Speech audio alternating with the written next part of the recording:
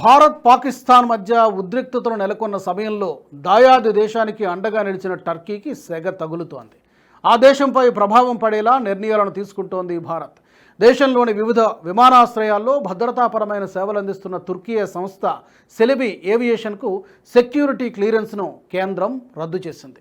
భారతీయ విమానాశ్రయాల్లో సరుకుల రవాణాతో పాటు బహువిధ సేవలు అందిస్తున్న Türkiye company సెలిబీ airport services India లిమిటెడ్కు అనుమతులను భద్రతాపరమైన కారణాలతో రద్దు చేస్తున్నట్లు పౌర విమానయాన భద్రతా మండలి BCAS ప్రకటించింది.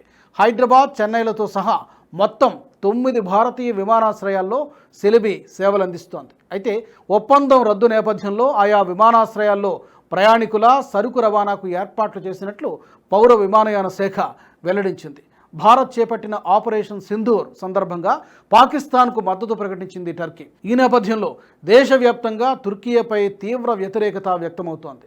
బాయ్కాట్ తుర్కీ నినాదం ట్రెండింగ్లో ఉంది.